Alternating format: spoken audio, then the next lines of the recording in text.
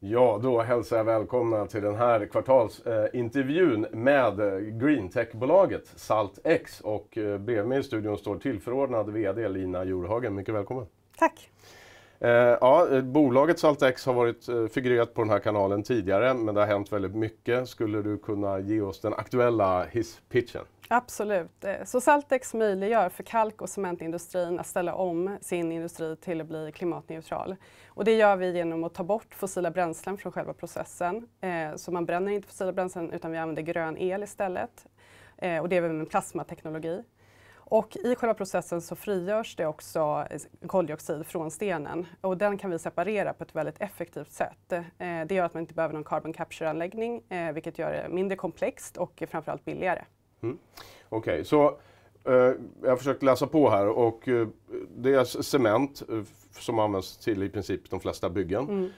Och sen det här kalket, det används då till stålframställning som SSAB, de här som ska ta fram grönt stål. Då behöver man kalk som kommer från den här processen för att kunna säga att man är grön. Ja men absolut. Kalk är en jätteviktig insatsvara i processindustrin. Inom stål precis som du säger men också pappersmassa och andra industrier. Och för att ställa om den industrin så måste hela värdekedjan vara grön och då är kalk viktigt också.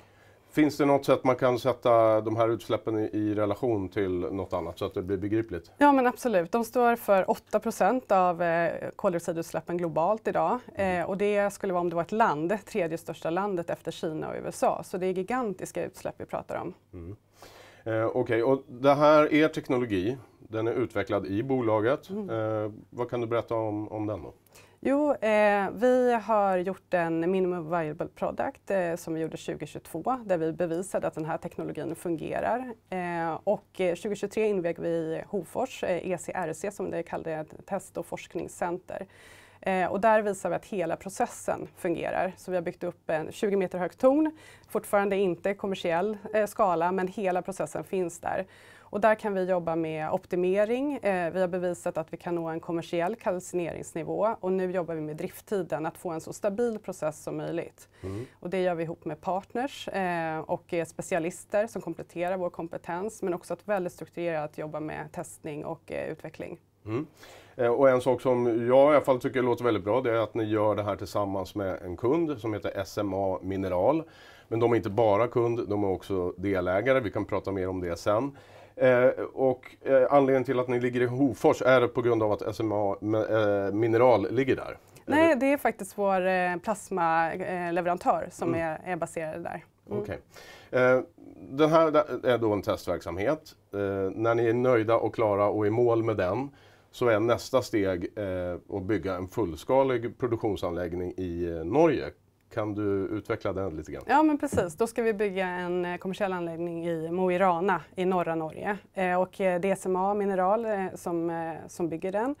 Och vi levererar då processlösningen för fabriken. Och anledningen till att det är Mo i Rana är dels att det finns en stålkund där som vill ha grönt stål. Och sen så finns det grön el och det finns en hamn. Så det är väldigt bra förutsättningar för en första fabrik helt enkelt.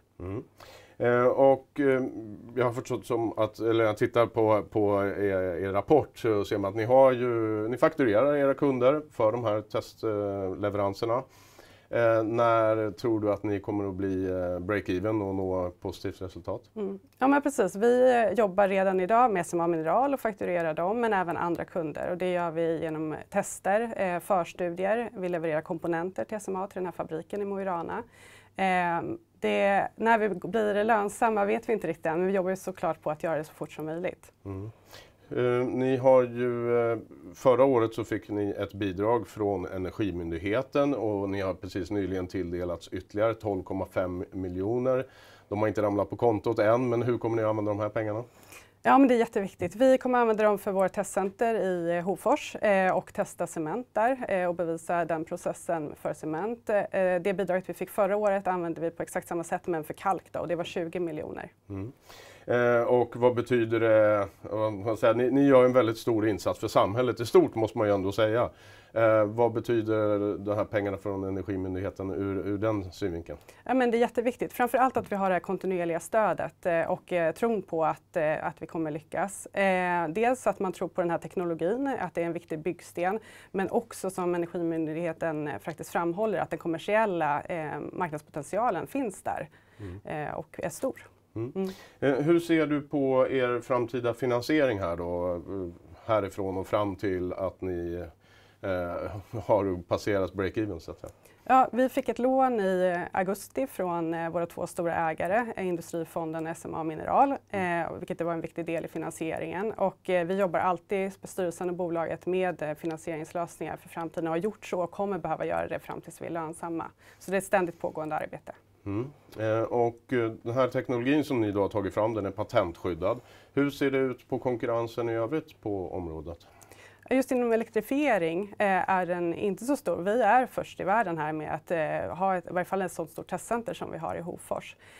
Men cement kommer behöva olika typer av lösningar för att bli helt klimatneutralt. Och där ser vi verkligen att elektrifiering är en viktig pusselbit men kan kompletteras med andra lösningar också. Och en viktig händelse i kvartalet för bolaget var ju att tidigare vd:n Carl-Johan Linnér slutade efter cirka 5 år som vd, och du som då var Chief Operating Officer har utsetts då till tillförordnad vd. Berätta, vad har du för bakgrund då? Ja, jag har jobbat ungefär 1 år på Saltex innan jag klev på här som tillförordnad vd. Innan det jobbade jag 17 år på Epiroc och Atlas Copco, framförallt mot gruvindustrin. Jag jobbade 9 år i Östafrika och var ansvarig för sälj- och servicebolaget där nere, täckte 14 länder. Och de senaste åren jobbade jag med att egentligen möjliggöra omställningen för gruvindustrin till klimatneutralt. Och det gjorde vi genom att ta fram ett batterisystem tillsammans med Northvolt för gruvutrustning. Men också lansera nya affärsmodeller som Batteries as a Service och kringliggande produkter. Allt för att göra det lätt för kunden att ta steget. Just det, och det låter ju som en väldigt bra och relevant bakgrund. Du har också en finansiell bakgrund tidigare. Vad kan du säga om de åren? Ja, men jag började på Treasury på Atlas Copco från början och jobbade med finansiering då under en kort period innan jag flyttade utomlands. Ja, och avslutningsvis då, vad enligt dig gör Saltex till en bra investering? Ja, men jag tycker Energimyndigheten var rätt på det i sin motivering. Dels så är elektrifiering en väldigt viktig teknologi i omställningen. Det kommer vara en faktor när vi ställer om cement- och kalkindustrin. Och sen är kommersiella potentialen enorm. Det här är verkligen en industri som behöver ställa om. Som jag sa, utsläppen från den här industrin är 8% av de globala utsläppen. Och ska vi nå klimatmålen så måste vi ställa om den. Och det är många som är bra på att prata om det här, men det är genomförandet som är det svåra och det är där vi kommer in. Vi har gjort MVP, strukturerat, jobbar vidare med CRC, uppskalningen, och nästa steg är fabriken Mo i Rana med en kund som är med på tåget, som vill göra det här tillsammans med oss, med leverantörer som vill vara med, som är globala, som är starka inom sitt fält och som kompletterar vår kompetens. Så ja, jag tror på det här. Tillförordnad vd på Saltex, Lina Jorheden. Tack för din medverkan. Tack så jättemycket.